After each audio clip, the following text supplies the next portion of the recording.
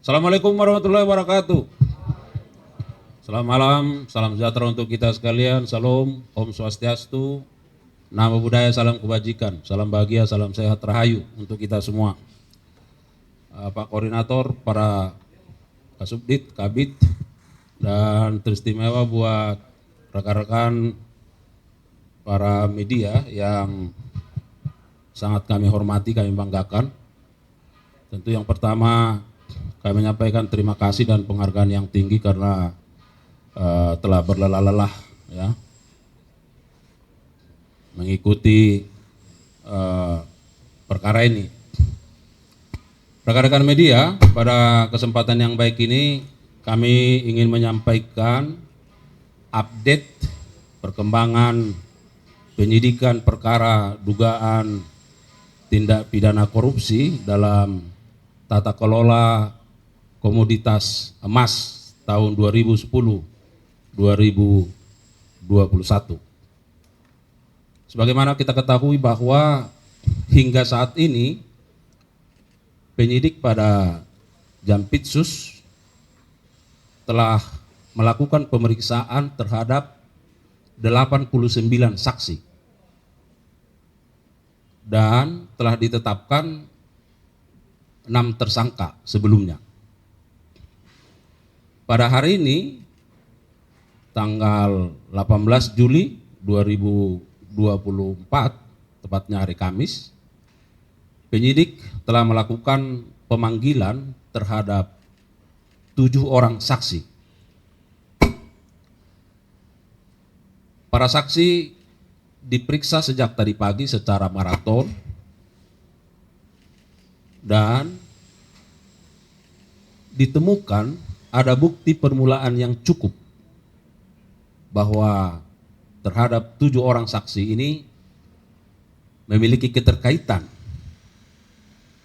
dan peranan yang kuat dalam dugaan tindak pidana korupsi ini. Sehingga penyidik setelah melakukan ekspos secara internal menetapkan ke-7 orang tersebut sebagai tersangka.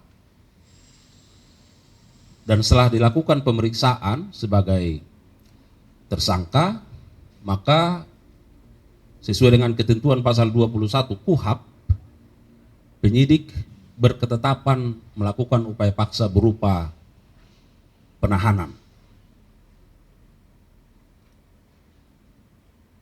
Dari 7 orang yang ditetapkan sebagai tersangka, 2 orang ditahan di rumah tahanan negara, sedangkan 5 orang lainnya ditahan dengan status tahanan kota dengan alasan setelah dokter melakukan pemeriksaan kesehatan terhadap 5 orang tersangka ini, maka dengan mempertimbangkan segala sesuatu karena alasan sakit, maka penyidik berketetapan melakukan penahanan kota. Rekan-rekan media, bahwa sebagai tersangka dalam kapasitasnya sebagai pelanggan jasa manufaktur unit bisnis pengolahan dan pemurnian logam mulia atau UBPP LM PT Antam Persero Tbk atas nama 1 saudari LE, ini perorangan, kedua saudara SL, ketiga saudara SJ, keempat saudara JT, kelima saudari GAR, keenam saudara DT, nah ini selaku Direktur PT JTU, dan ketujuh saudara HKT, ini perorangan. Rekan-rekan sekalian, tadi sebagaimana kita sampaikan bahwa setelah dilakukan pemeriksaan kesehatan dan dinyatakan sehat terhadap 2 orang tersangka, yaitu SL dan tersangka GAR. Maka keduanya dilakukan penahanan untuk 20 hari ke depan di Rutan Salemba, cabang Kejaksaan Agung. Sedangkan 5 orang tadi, LE, SJ, JT, DT, dan HKT dilakukan penahanan kota dengan alasan kesehatan. Nah, bagaimana kasus posisinya? Walaupun barangkali rekan-rekan media sudah mengikutinya sejak lama, nah peranan ke-7 tersangka ini tentu ingin kami sampaikan bahwa dalam kurun waktu tahun 2010 sampai 2021, saudari LE, saudara SL, saudara SJ, saudara JT, saudara HKT, saudari GAR, dan saudara DT masing-masing selaku pelanggan jasa manufaktur UB PPLM PT Antam Persero telah secara melawan hukum melakukan persekongkolan dengan para general manager UB PPLM yang telah dilakukan penahanan sebelumnya untuk menyalahgunakan jasa manufaktur yang diselenggarakan oleh UB PPLM. Sehingga para tersangka tidak hanya menggunakan jasa manufaktur untuk kegiatan pemurnian, peleburan, dan pencetakan, melainkan juga untuk melekatkan merek LM Antam tanpa didahului dengan kerjasama dan membayar kewajiban kepada PT Antam agar meningkatkan nilai jual LM milik para tersangka. Di mana para tersangka mengetahui dan menyadari bahwa hal tersebut bertentangan dengan ketentuan perundang-undangan yang berlaku.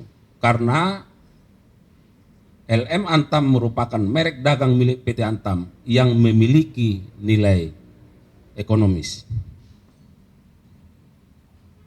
Selanjutnya, sesuai dengan estimasi total logam mulia yang telah dipasok oleh para tersangka untuk selanjutnya diproduksi menjadi logam mulia dengan merek LM Antam secara ilegal dalam kurun waktu tersebut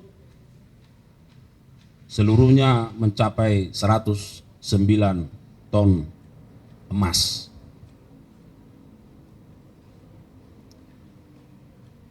Itu beberapa hal yang ingin kami sampaikan, dan pada kesempatan yang baik ini kami menegaskan bahwa apa yang beredar informasi di masyarakat terkait pertanyaan apakah emas itu palsu, tadi sudah kita jelaskan bahwa sesungguhnya emas itu tidak palsu, tetapi hak merek yang dimiliki oleh PT Antam itu dilekatkan secara ilegal oleh para tersangka. Sehingga ada selisih jual, selisih harga dari harga pembelian dengan dilekatkannya merek tersebut. Jadi supaya ini membuat terang dan supaya masyarakat jangan sampai ragu terkait soal hal ini. Selanjutnya pada kesempatan yang baik ini kami juga ingin menyampaikan bahwa penyidik sedang melakukan koordinasi dengan ahli untuk melakukan perhitungan kerugian keuangan negara, ya. Tetapi dari estimasi sementara yang dihitung oleh penyidik, namun pastinya tentu didasarkan pada perhitungan ahli yang kita harapkan bisa selesai dalam waktu dekat, itu di sekitaran 1 triliun. Ini rekan-rekan media yang bisa kami sampaikan. Mudah-mudahan penyidikan ini bisa berlangsung dengan lancar, baik, dan tentu kami terus berterima kasih atas dukungan dan atensi yang diberikan oleh rekan-rekan media kepada kami. Saya kira itu, kalau ada hal-hal yang ingin ditanyakan, kami buka sesi untuk pertanyaan. Silakan.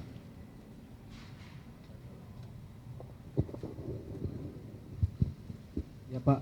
Selamat malam, saya Ansari dari bisnis.com atau Bisnis Indonesia. Mau bertanya, sejauh ini udah ada penyitaan terkait emasnya belum sih Pak? Terus apa namanya? Untuk kualitas emas yang ilegal ini sama nggak sih kualitasnya dengan emas yang beredar di pasaran yang resmi milik Antam? Terima kasih.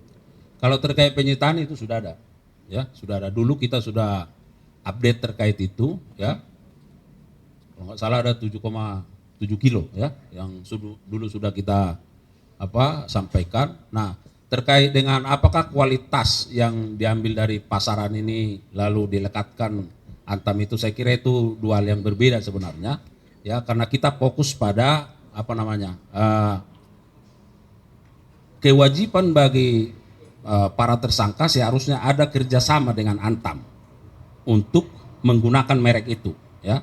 Tapi nanti dalam perkembangannya tentu ini akan kita lihat apakah memang kualitas yang diperoleh oleh para tersangka ini dengan dilekatkannya merek tersebut sama dengan emas yang selama ini diperjualbelikan oleh PT Antam, ya. Ada yang lain? Cukup?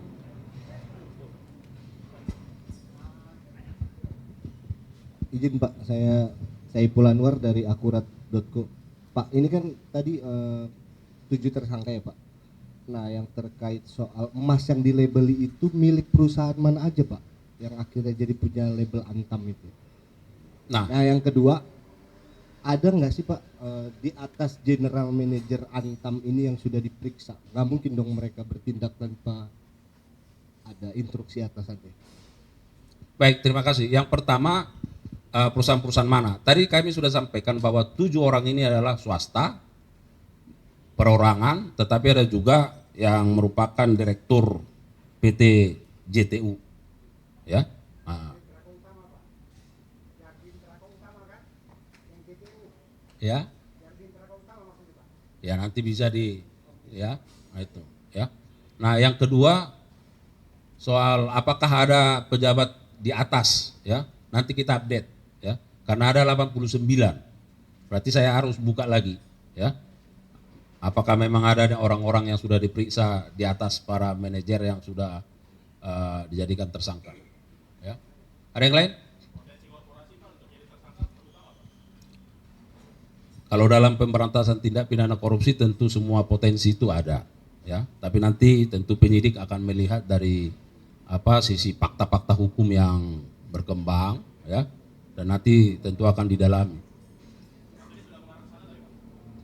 Kita masih fokus terhadap ini, ya. Kita fokus dulu terhadap pelaku personnya karena beberapa waktu yang lalu sudah ada 6 orang, ini tambah lagi 7 orang. Nah, kita lihat nanti perkembangannya, ya. Baik, rekan-rekan media, cukup. Ya. Baik, terima kasih karena sudah larut malam, ya. Terima kasih sekali lagi atas perhatiannya. Kami tutup. Billahi taufiq wal hidayah. Assalamualaikum warahmatullahi wabarakatuh.